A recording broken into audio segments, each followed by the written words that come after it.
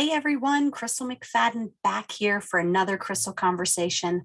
I'm so glad you're joining me in season 3. You, me, the search for sanity. The options are endless when it comes to topics that I could focus in on. One of the topics that I can't even ignore because I hear it every time I meet someone new.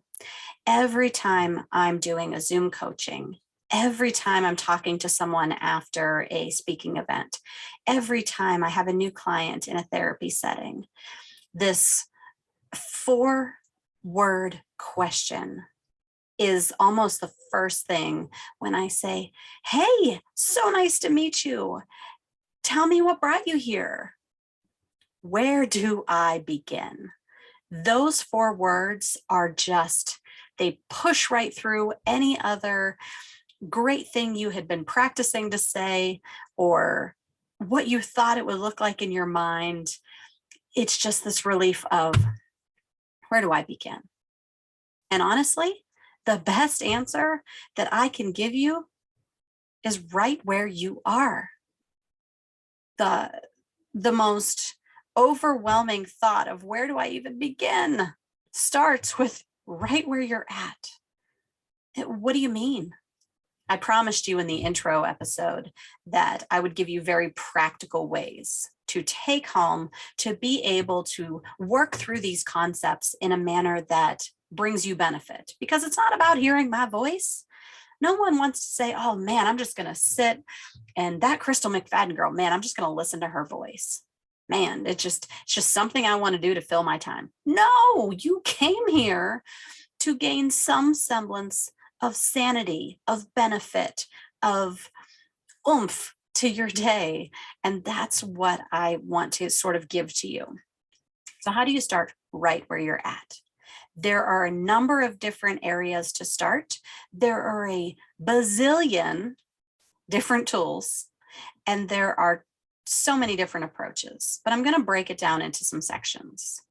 You start right where you're at, looking at your feelings. There's a great thing that you can do called Google, and you can pull up an emotion wheel or an emotion chart. And if you're having trouble trying to come up with the way that you're feeling, Google one of these charts, or if your therapist has it, or if you happen to be a teacher and you already have one, look at it and try to come up with the feelings that best describe where you're at right now in this moment, whatever date, whatever time. Look at your watch, look at your calendar and be like, okay, this day, this time, I feel these different emotions.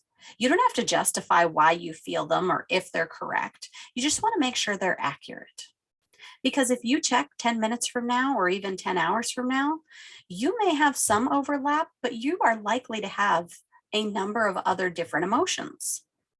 These feelings that you have are fluid. And that's why it's so important to meet yourself where you are, because you may feel other types of feelings at different times throughout your day and your week and your month, or even during that moment versus when you're describing it. But the goal is be okay with where you're at right now, because the likelihood is it's going to change. That's just one way, but look at your feelings, check your thoughts. I encourage everyone to have the sanity of journaling. It doesn't do anything. It doesn't change anything when it comes to taking your thoughts from your head onto the page, except it relieves the weight that you're carrying in your brain. You get to actually see some of those thoughts that have been banging around. And oh, by the way, you can measure repeating thoughts as you journal more often on a regular, consistent basis. Go figure. It's not just taking notes, but it's actually recording data so that you can be more realistic moving forward, so that you can have tangible things that you can grab onto when the world feels like it's falling apart or spinning and there's no way around it. So that's really important to realize, that we target our thoughts, we meet ourselves where we are, we check our feelings, our thoughts, and then also maybe you're not a writer. Maybe there is a physical disability or an illness that causes pain or something that hinders you from doing that. I would be remiss to say, use a tool. Sometimes I can't focus enough, or my body is too tired enough that I'm not like actually writing words that I can read. And speaking to text is a great function. I know that you can do it in Microsoft Word. I know you can do it through Google. There's so many different programs that are more advanced and very simple that you can push a microphone and it will start to record those thoughts. If that is easier for you to data dump what's going on up here in your head down onto a page, do that. Is there power between connecting your hand to a writing utensil onto a page? Absolutely. There is science behind it. It is therapeutic. But if you cannot, there are ways around that. So I didn't want to pass that by without highlighting that, because sometimes that is the best way out of our heads onto a page. Or meet yourself where you are through song. What does your playlist look like? Have you really thought about the songs that get you like engaged? You know, there's certain songs that you will turn up at any given time, and it may not last. It may just be for that season. What are the songs on your playlist now? What are the things that you're getting excited? If you want to do a deep dive on meeting yourself where you're at, beginning somewhere, look at your playlist. What are you listening to? What are you allowing in your ears to fuel your brain to a direction? I know some of you are sort of like, man, you don't even want to know, Crystal. Well, if you think that it's negative, toxic, fueling anger, fueling some sort of bitterness, even shame, or deepening the depths of despair, if there is noise coming into your body, of course through social media, and I won't even go into that right now, but really the music and the podcasts and the things that you're choosing, even some of the playlists on your Netflix, on your Hulu, what are you seeping into your body? Just write it down. Don't judge yourself. Don't condemn yourself before you collect objective data. We're just looking at facts here. Meet yourself where you are, not where you should be, not where you ought to be, not where you'd like to be. Where are you in reality? Write down those shows, write down those songs, write down those podcasts. And then if you want to go a little bit deeper, what makes those appealing to you right now? What is your favorite lyric out of those songs? What is the character that you resonate most with in those shows? Why is this podcast or something important to you enough to keep listening to and taking up the 168 hours of your week? It's important to know. And so that's one way to begin somewhere, is what's going in your ears and in your eyes. Another way you'll hear many leaders say, if you look at someone's schedule or you look at someone's spending, check out their bank account, check out their planner, and that will highlight the things that's important to them. If you want to begin somewhere, check out what your schedule is filled with and where your money is going. Those are two amazing ways to start out taking a look at where to start, meeting yourself where you are.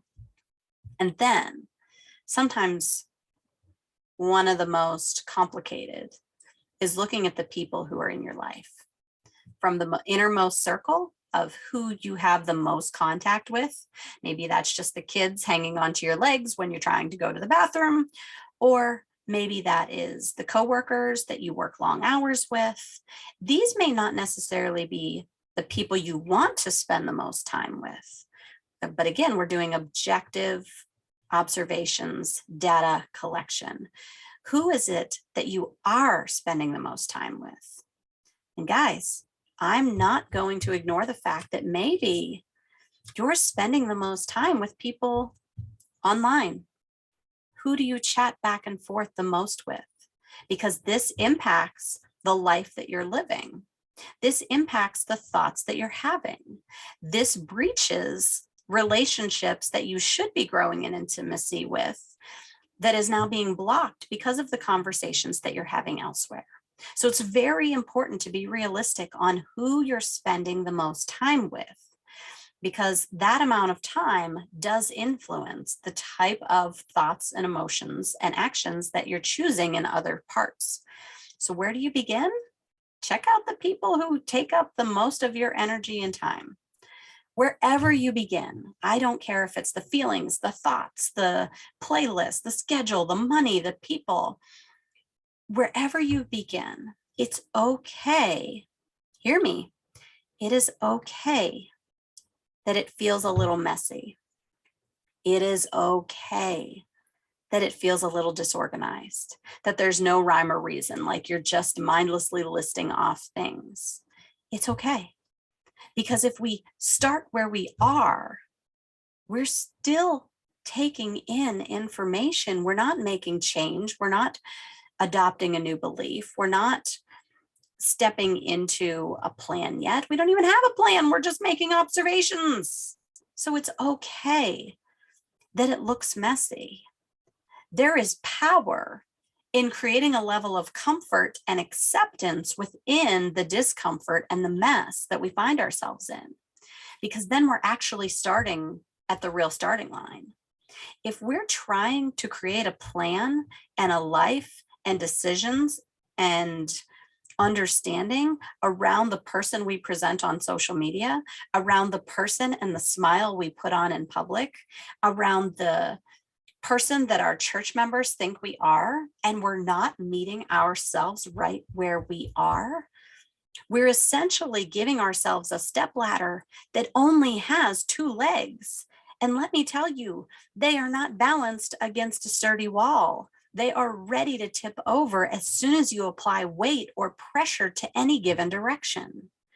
So do not hurt yourself and your journey by trying to give yourself false data.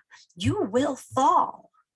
It is about beginning right where you are and realizing that we've held on to these thoughts and these feelings, trying to hold it together for so long that they've gotten banged up, that they've have some bruises to them. When we take them out of ourselves and put them onto paper, put them onto the observation table, it's going to be messy and there's going to be some pain. There's going to be some scars. There's going to be some mud. Heck, there might even be some mold growing somewhere. Who knows? But what I'm telling you is that the distortions that have happened, that from us holding on the inside and trying to present ourselves as some alternate way, creates a distortion. It's the same concept as if the old phone tree analogy, where if I tell you a secret and you tell so-and-so the same secret, and that same secret goes to here, by the time it gets 15 people down the line, what they think you said originally is completely distorted. Well, that's what's happening in your brain as you hold on to this thing, this thought, this feeling, this emotion, this memory is bouncing so erratically through a series of file folders trying to find a home that it's not as recognizable as it was if you would have met it where it was pretty soon after the moment. And so it's important to recognize that things get distorted, and that's okay. But we have to meet us right where we are so that we can begin to build clarity and solidify what it is we're going to hold on to and what it is we're going to let go. Next, when I hear that initial question, where do I even begin? Sometimes you don't want to take a self look. So sometimes you don't even want to get into that mess. Another way is you can really tap in to the resources and strengths that you have available. It is okay if it doesn't feel like a lot. What seems like a lot to you or something valuable to you is irrelevant to anyone else. We're not comparing here. It's okay that it doesn't look like someone else's resources or strengths. Maybe they have more money. Maybe they have more friends. Maybe they have more choices. Maybe they have better family. Maybe they have more of a different schedule. It doesn't matter. Because why? Because we're meeting ourselves where we are with what we have that we can use. That it's okay if what we have, the resources and strengths, is not what we expected to find in ourselves, nor the experiences we wanted to draw from. That is totally okay. I'm telling you, right where you are is the most powerful place you can start from. And so, one of these ways that we can start expanding is finding new ways to look at exactly what we have. So, if you've ever thought about the idea of, hey, I have a tissue box. It's always been a tissue box. When I go to the store, I buy the same thing that looks like what I had, and it's a tissue box. Well, what other uses could it be? Maybe it's a crayon container. Maybe it is a garbage can. Maybe it is not a container at all. Maybe it becomes a riser of some sort to increase the level at which something sits. So I don't know. Maybe it's just a decorative piece because, they make tissue boxes fancy these days with different patterns and colors. Regardless, we want to stretch ourselves that sometimes we see something for what it is and not all of the ways it could be used. When we're doing the assessment of what our resources are, what strengths we can tap into, sometimes we have to remember that what we have available to us, we were equipped for long ago to prepare us for this moment. Don't underestimate the power of your pain. Don't underestimate the reason that you have what you have. For the longest time, I couldn't realize the value in having a problem and trying to come up with a solution, and why I would get stuck at 17 different ways to possibly solve it and not be able to continue. What I realized was when I was sick and I didn't have a lot of mobility, I would spend a lot of time stuck in a place thinking about what it is that I could do on my way from maybe the couch to the bathroom so that I could get something done, feel less guilty about this burden I felt on anyone else. And on my way there, I would make a plan of all the different things I could possibly reach for, move, pick up, and do while I was moving in that direction. And then I would do the same on my way back if there was additional things I could pile in. I actually realized looking back that I gained a lot of strategy, a lot of creative approaches that I didn't know I needed, but it was learned through survival. And now it allows me to bless folks like you who are listening, saying, like, I don't see any other option. I don't see how this could be a benefit. I don't understand why I have to go through this to move forward. Well, I'm a heck of a better therapist because of the pain and the struggles and the strategies I had to come up with just to get through life, just to get out of the hospital, to be able to stay a night at home, just to stop getting home care so that I could have my own independence, just so I could stop asking people for help and find ways to do it myself.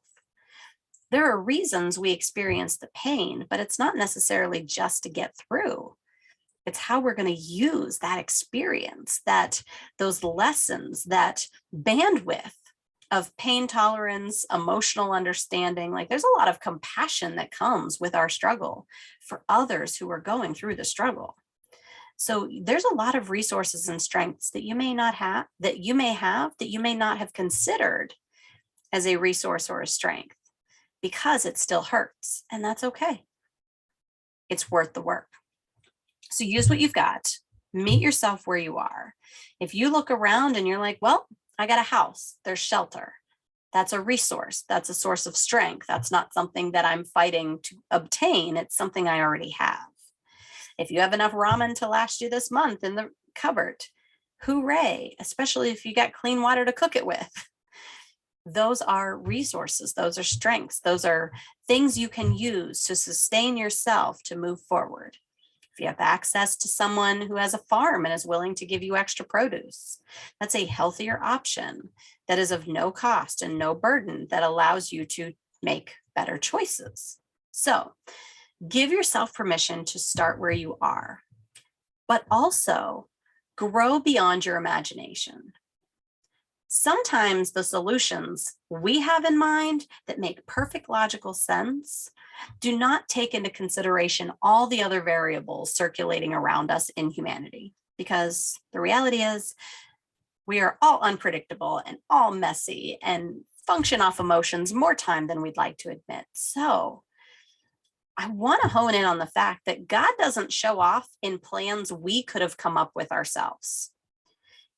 We wouldn't have come up with the idea of getting sick or having a chronic diagnosis so that we could grow in a certain area. That's not how we would choose to do it. We would not choose to have adultery or stressors or whatever in our marriage so that it could make us stronger, so that it could create ways that we would find unity and laughter and reconnection. Like, we just wouldn't do it that way. We would come up with any other way to avoid that emotional pain. What about our children?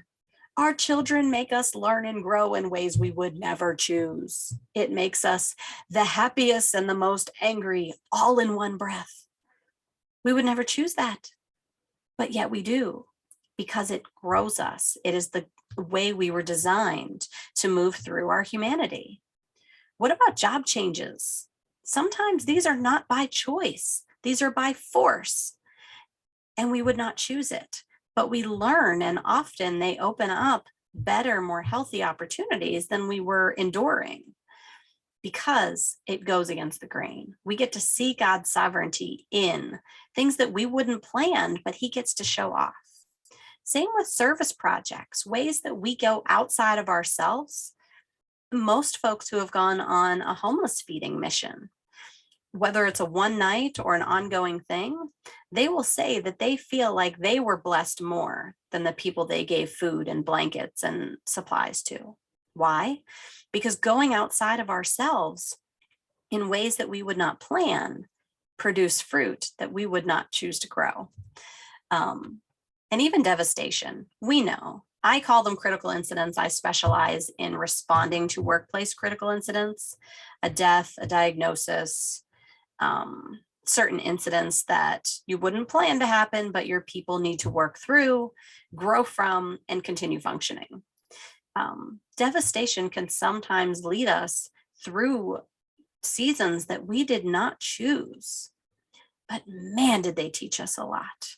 Man, did they grow that strength within us, that compassion within us, that heartfelt empathy for others in us that we didn't know we needed until we grew it. And we were like, man, well, I have that now.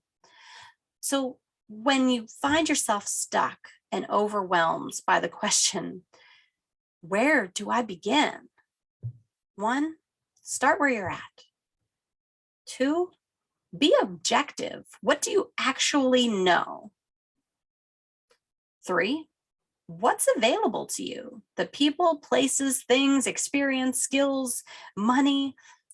What is available to you currently? Even if you haven't been thankful for it before, look for it now. And 4, give yourself permission for the grace of meeting yourself where you are, but also for the creativity, recognizing that your plan might not be the best, most expansive, detail encompassing plan. The creativity of God wanting to show off just how good, just how loving, just how purposeful, just how intentional, just how merciful he is. That's where it gets exciting. So if you find yourself being asked, so what brings you here today? And the outpouring of, I don't even know where to begin comes, I hope that it doesn't feel so scary for you right now. I hope that some of these pieces have helped you step into that space with a slightly more confidence, that you're willing to realize that even though it feels overwhelming, and even though there doesn't seem to be any order or plan with this response, that it's a really good place to start, right where you are. Thanks for joining this Crystal Conversation.